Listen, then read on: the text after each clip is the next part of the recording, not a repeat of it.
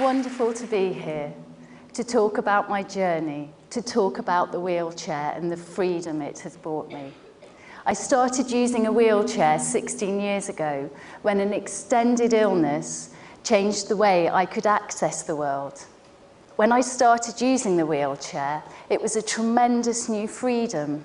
I'd seen my life slip away and become restricted. It was like having an enormous new toy. I could whiz around and feel the wind in my face again.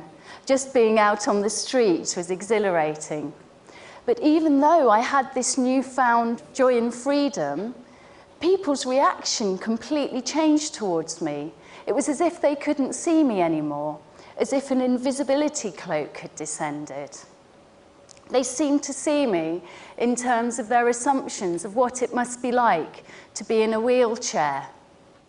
When I asked people their associations with the wheelchair, they used words like limitation, fear, pity, and restriction. I realised I'd internalised these responses, and it had changed who I was on a core level. A part of me had become alienated from myself.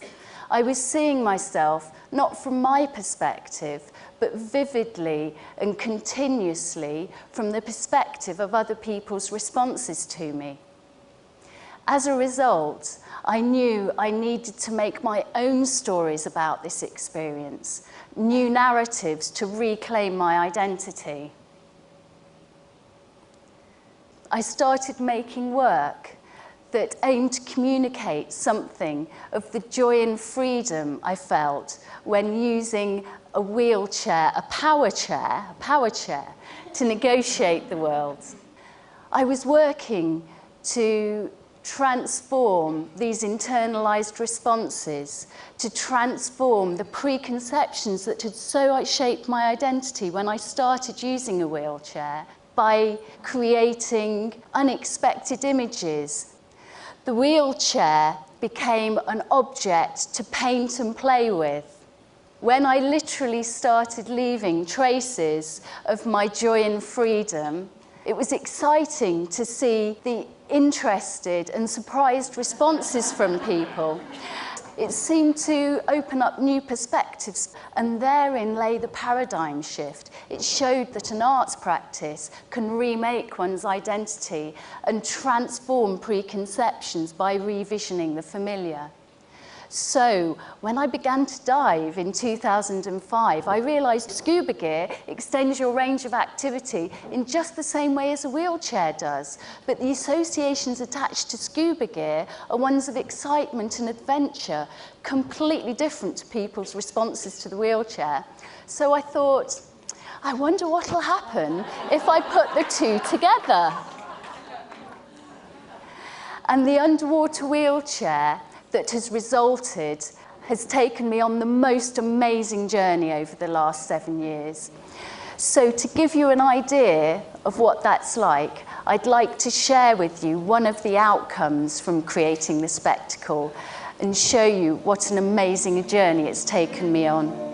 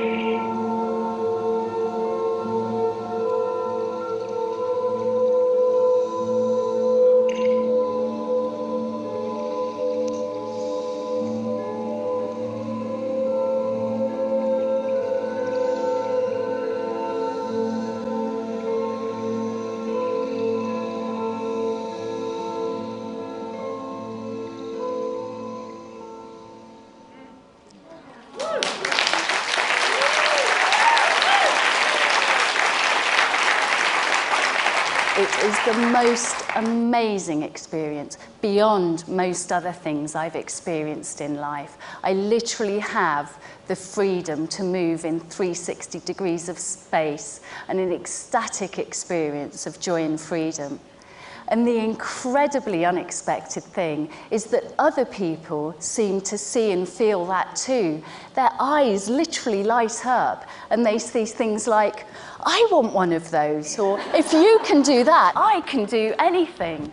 And I'm thinking it's because in that moment of them seeing an object they have no frame of reference for, or so transcends the frames of reference they have with the wheelchair, they have to think in a completely new way. And I think that moment of completely new thought perhaps creates a freedom that spreads to the rest of other people's lives. For me, this means that they're seeing the value of difference, the joy it brings, when instead of focusing on loss or limitation, we see and discover the power and joy of seeing the world from exciting new perspectives. For me, the wheelchair becomes a vehicle for transformation. In fact, I now call the underwater wheelchair portal because it's literally pushed me through into a new way of being, into new dimensions and into a new level of consciousness. And the other thing is that because nobody's seen or heard of an underwater wheelchair before, and creating the spectacle is about creating new ways of seeing, being and knowing, now you have this concept in your mind. You're all part of the artwork too.